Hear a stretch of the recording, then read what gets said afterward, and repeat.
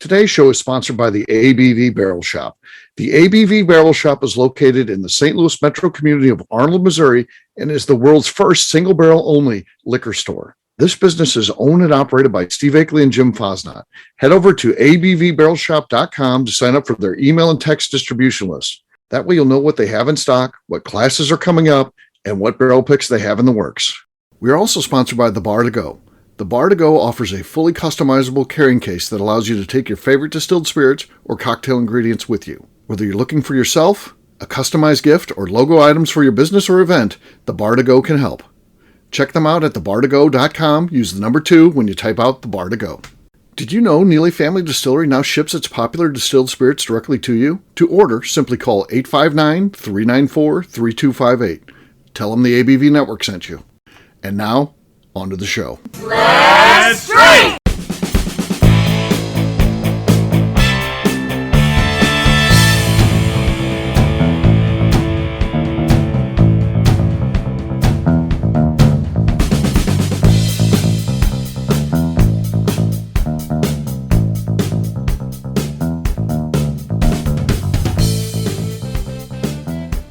Welcome to the Bourbon Daily, the podcast about everything bourbon delivered to you every day of the week. Today we have a special show because it is 12/12. I have my famous 12/12 party, and showing up at 6 o'clock this morning was my buddy... 6:02. 6:02. Yeah, you were a little late. Couldn't find any my donuts. My buddy Chris the cop was out looking for donuts. So imagine that, a cop couldn't find donuts. How about that? Yeah. By the way, my dad hated those kind of jokes. But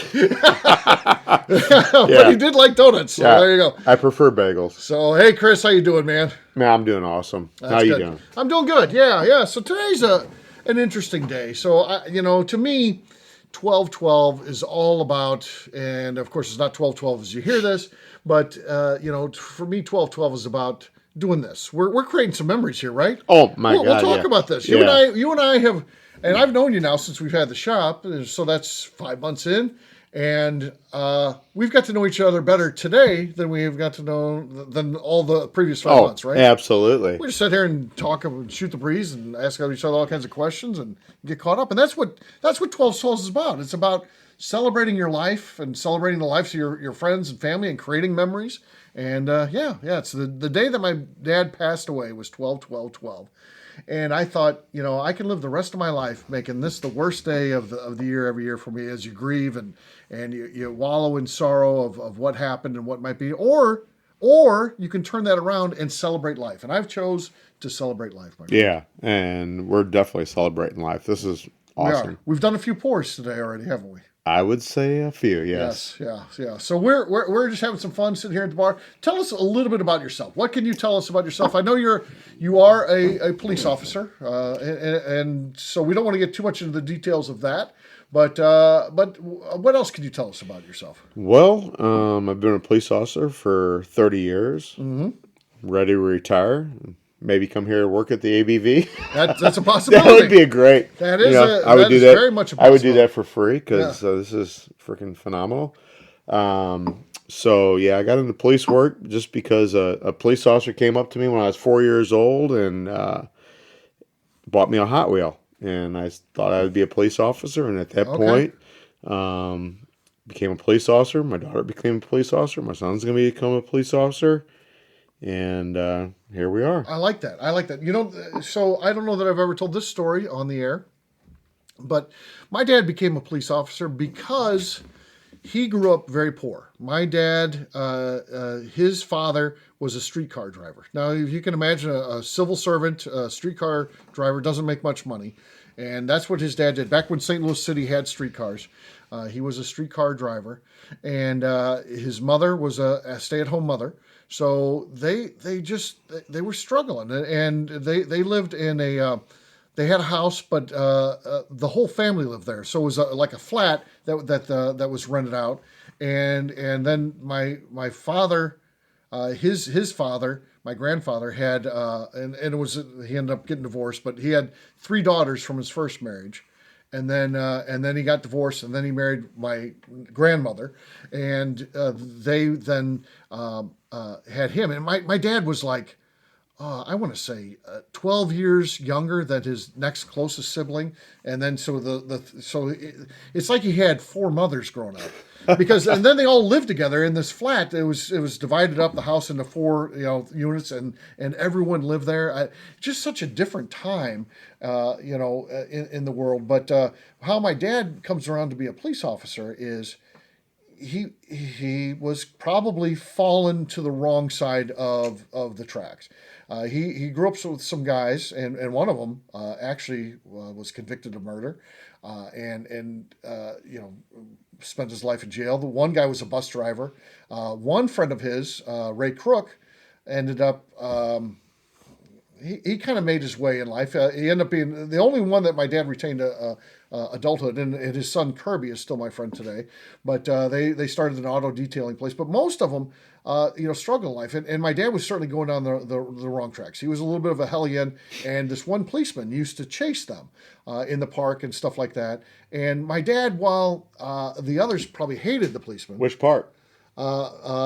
Benton Park is where he used to go. Yeah, so yeah, as a city guy, so that's where he talked about. He'd be in Benton Park and he'd get chased out of there by this police officer.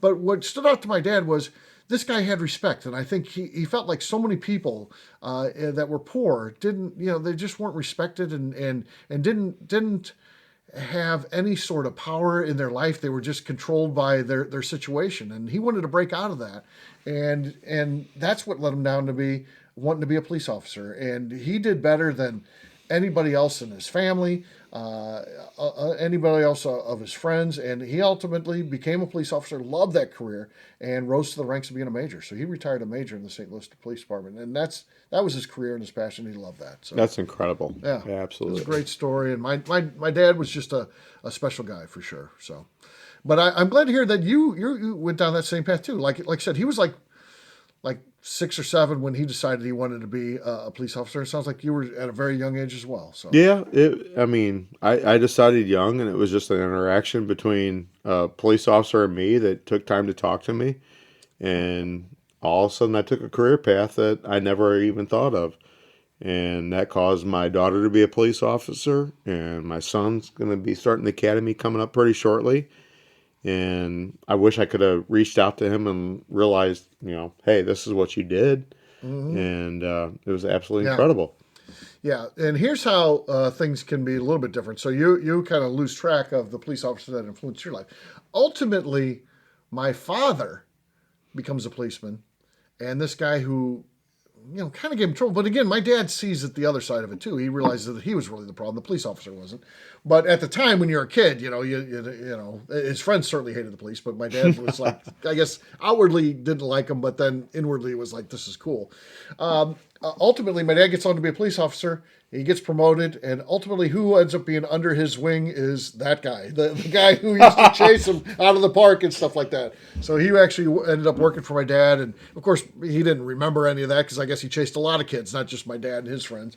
But my dad didn't forget, and he knew him, and ended up being pretty fun. So my dad had a lot of moments like that in his career as he rose up through the ranks, and it was fun hearing about that stuff. And my dad went through some very tough times on being a police officer in the 60s on the streets. So it was tough. And but then as I knew him, he started rising through the ranks, and he worked in the chief's office for a long time, which was more of a desk job, administrative, and he did a lot of that kind of stuff, a lot of that. Ultimately, he did retire as they changed the police chiefs and stuff like that. Then he ultimately got out of that and then went back kind of managing as a major, managing the 3-district super district of the 7th, 8th, and 9th district here in St. Louis. So cool stuff. So what made your dad decide to become a police officer? That whole thing, that interaction of just seeing that police officer had respect and had some power and control over his own life. My dad felt like that people that were from the neighborhood really didn't have any control over their own lives, and they didn't tend to like the police because they were of a poor economic situation. And he was like, it's actually cool. And he just looking up to that guy. That's why he decided to do what he did. Yeah. So what made you go into Bourbon instead of becoming a police officer? Okay. So yes. So my dad loved being a policeman. He absolutely loved it, and like I said, he worked a lot of time in the chief's office. Now, he was the administrative aide to the chief of police, so he was always a policeman. It wasn't like he was anything else but a policeman, but he was a policeman. But he worked side by side with the chief, and my dad committed himself to being the best he could be for the police department. And while my dad never missed anything, he was very involved in my life. I don't want to be like a sad kid who lost his dad to his work or anything like that. He was always involved in my life, but his priority was his career. I mean, he literally, if the chief said, "Hey, my kid's got a buddy flying in. Can you go pick him up at the airport?" My dad would be at home having dinner, and he'd be like, "I'm gonna have to go make an airport run." He'd get up and leave dinner. So, and of course.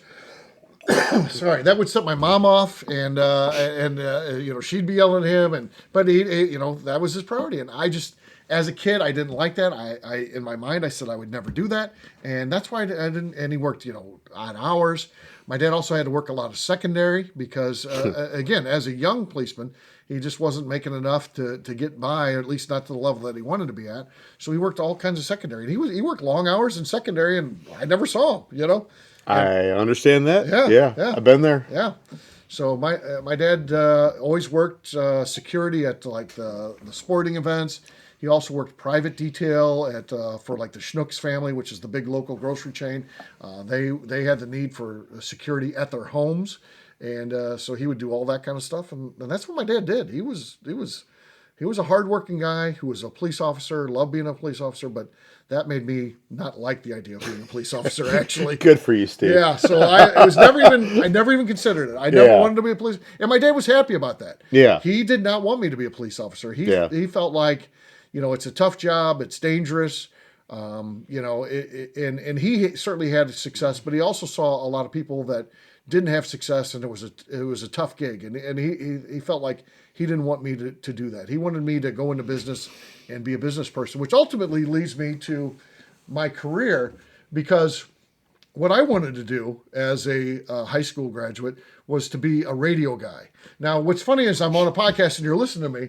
I wanted to do that from my whole career, but I had my buddy Mike Baker. We talked about Mike Baker. Yes, right? we did. So my buddy Mike Baker and I were going to have the Ache and Bake morning show. We were going to be radio guys.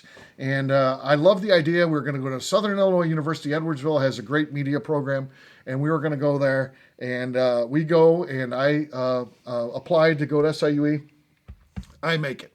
My buddy Mike takes the ACT test. He gets a 7 on the damn thing. Doesn't make it into school. and he could have tried to retake it, do something like that, but he's a stubborn ass, jackass. He's a great guy, by the way.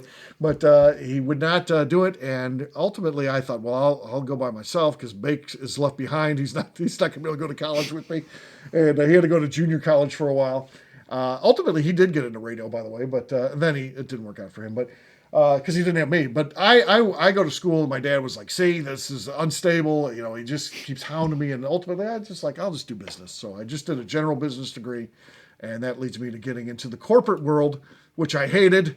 But I will say this: I did work for 10 years with my dad at the company he retired from, and I worked there as well, and that was actually pretty great. But once he left, though, it was terrible. That's awesome. I mean, I tried to talk my kids out of being in law enforcement. Both my kids are going to law enforcement. It's a great career, but yeah, it's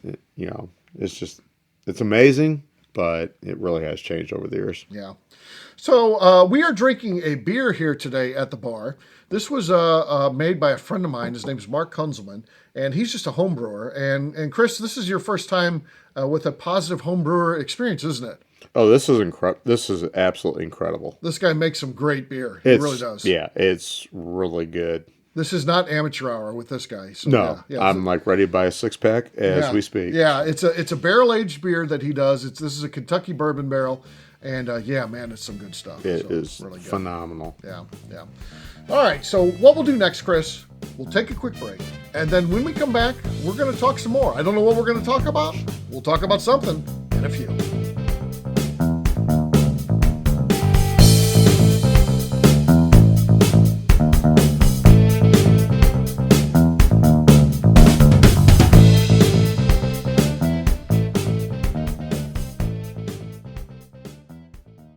Let's talk about the people who make these shows happen. First up is the ABV Barrel Shop. It is the most unique shopping experience in the world of bourbon, as the ABV Barrel Shop only sells single barrels. Owners Steve Akley and Jim Fosnot select. With over 100 distilleries on board to sell us barrels, we are home to the most unique and diverse barrel pick selections in the bourbon world. By signing up for our email, you will always know what we have in stock. In addition to the single barrels, we'll have a gift shop featuring ABV Barrel Shop as well as ABV Network merchandise. We are partnering with vendors like Art Eatables and Old Man Bay Signs to bring you unique items you can't find anywhere else. We will also have a 24-seat classroom where we are offering educational and fun classes like Breakfast and Bourbon, a series where we pair donuts and bourbon, customer barrel picks, and opportunities to learn from master distillers and other bourbon dignitaries. Best of all, we feature a tasting bar where you can try before you buy. All of this is located in the St. Louis metro community of Arnold, Missouri. If you are in the St. Louis area, please stop by to say hi. If you're traveling in from outside the area, please take advantage of our hotel rates with the Drury Inn and Pear Tree Inn, less than a mile from our shop. This can be done via the links in our Visit St. Louis section on our website. Head over to abvbarrelshop.com to plan your trip. The ABV Barrel Shop. It's where single barrels live. Hi, this is Steve Akley, owner of the ABV Network. We're sponsored by the Stave and Thief Society. This is where you, a bourbon enthusiast, can expand your knowledge and emerge a bourbon steward. In 2017, I completed my Executive Bourbon Steward certification. It's the most comprehensive bourbon certification program available and connects you with an expansive network of bourbon enthusiasts and professionals. Check out the full listing of in-person and online certifications and join the society today by enrolling at staveandthief.com.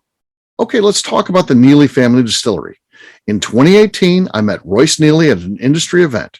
He started appearing on our shows, and we became friends during my frequent trips to Kentucky. Today, he is amongst the leaders of young distillers leaving their mark on the bourbon industry. A visit to Neely Family Distillery yields insight on their unique family history, why their products are special, and gives you the opportunity to taste their whiskey, moonshine, and creams. Check them out at NeelyFamilyDistillery.com or visit them in Sparta, Kentucky.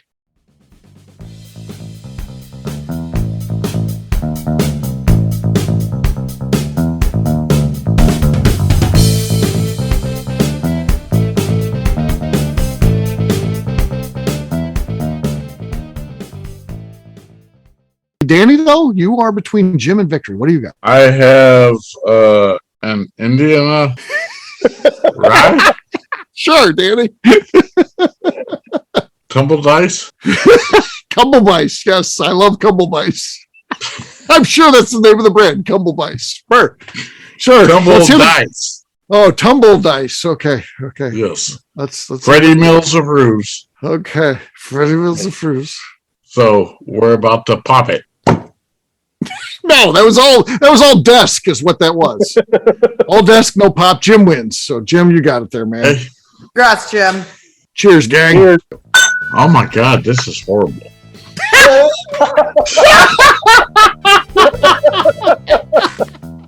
right, everybody, welcome back. My name is Steve Akley. I'm joined here at the bar with my buddy Chris, and we're talking just about stuff, right? Absolutely. Yeah. So we're hanging out. You're a regular here, right? Regular. You like to come in. Why do you like this place? It's amazing. The products you put out, the business model that you have here, there's things that you just can't get anywhere else. Yeah. We try to be different, and hopefully, we're achieving that. And you seem to appreciate what we're doing. And it's all about bringing something new to the market, which this is a very old industry. Bourbon in the United States, has been involved around since we got the country going. But we're doing something pretty special, I think. Yeah. And you can score bourbon here, but I couldn't score donuts this morning. No donuts, yeah. It was weird. So you come in at 6 o'clock and there's no donut stores open. Why is that, you think? I have got no idea. I checked, see if it was a national holiday or something, but I went to 3 different donut stores. My goal was to have 3 dozen donuts in here this morning, and I came up blank. No. I don't know. I thought donut places always open at like 4 o'clock. You would think so. Remember the old Dunkin' Donut commercials? It's time to make the donuts. You'd be getting up Exactly. at real early, like 2 o'clock in the morning. Yeah. So I'm in here eating New Mexico cookies. Yeah, we've got cookies from Luke Otero. Shout out to Luke. He sent in some cookies for us, and we're enjoying those. So yeah, Absolutely. So, yeah, so we're trying to have some fun here. So, And we had our buddy Pam came in for a while. She's a firecracker, isn't she? Yeah, she's great. Yeah. She's awesome. She makes the beard oil that we have here. So you need to grow the beard out. So you need some beard oil. And she's got some solutions for my shoulder. Yeah, she's going to help you out with your shoulder. So yeah, she does all kinds of stuff. So very cool. Very cool. Well, there you go. There you go. Cheers. Cheers. So we just wanted to check in, see what's going on here, folks. We're enjoying 12-12 day, and hopefully moving forward, you guys will do the same. Maybe you come in and see us on a future 12-12 day. Chris and I will be hanging out here. Absolutely. This is a tradition now, right? Yeah. It's not even lunchtime yet. Once you do it one time, it's a tradition. So, yeah. So next year, second annual, Chris and Steve hangout. Heck yeah. Heck yeah. All right, we'll wrap this one up as we always do by talking about where people can find us. Chris, people can find you here pretty much nowhere else, though. You're not really a social media guy, are you? Not really. My dog is. Okay. You want to share that, or? Holly Lou Seymour. Holly Lou. Holly Lou Seymour. It's Holly Lou Seymour. Check out Holly Lou Seymour. Rest her soul. Yeah. That's good. You keep her going. See, we have this event for my dad. You remember your dog with your social media. I do. Yeah. For me, I'm an easy guy to find. I'm at Steve Akley on Twitter, Instagram, or Facebook. I've got a website, steveakley.com. We've also got a company website. That thing's abvnetwork.com. Check it out because everything that we do is out there. Previous shows, blogs, so much more. abvnetwork.com. Of course, if you want to come by and say hello, stop by the ABV Barrel Shop. We are here usually Monday through Saturday, typically. In the morning on Monday and Tuesday, but for sure all day Wednesday, Thursday, Friday, and Saturday. So check us out, abvbarrelshop.com. And hey, get involved. Head over to patreon.com/the ABV Network, or at a very minimum, leave us a 5-star review. It helps new people find the show, which is pretty darn important to us. All right, there you go. That's it from the ABV Barrel Shop for today. Take care, everybody. And this See ya. beer is amazing. Peace out.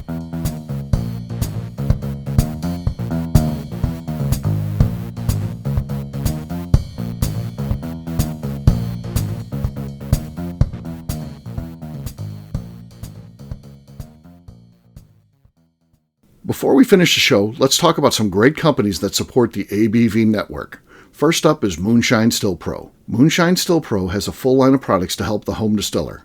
Whether you want to experiment on the stove in your kitchen or you're looking for a bigger setup in your backyard, owner Russell Creed and his team can help. They have multiple still offerings, accessories, and even grain from their partners at Goldstone Mill to assist you in making whiskey on par with your favorite distillery. They can also help you with some fabricated parts you probably can't make yourself if you are attempting a DIY still project. Learn more or order your still or parts at moonshinestillpro.com. Another friend of ours is the Goldstein family at Goldstone Mill. The Goldsteins offer a variety of heritage and heirloom grains to make the finest whiskeys in the world. Plus, they are more than just a grain company. They are truly consultants to make sure the grains they are providing to you or your business meet your highest expectations. Additionally, they work with mills around the country, ensuring shipping is as low as possible for their customers. If you're a distillery, brewery, or even doing this at home, Goldstone can assist you. Check them out at goldstonemill.com, call them at 217-254-6613, or check in via email at hello@goldstonemill.com.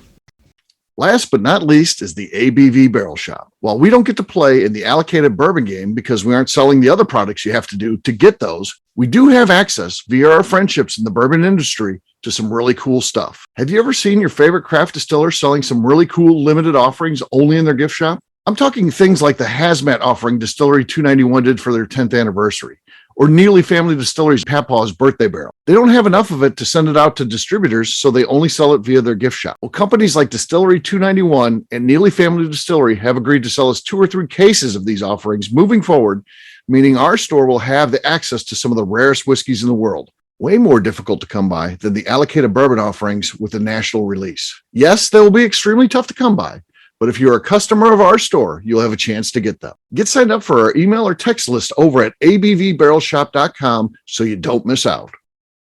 The Bourbon Daily is part of the ABV Network. For more information or to become a sponsor, please visit abvnetwork.com.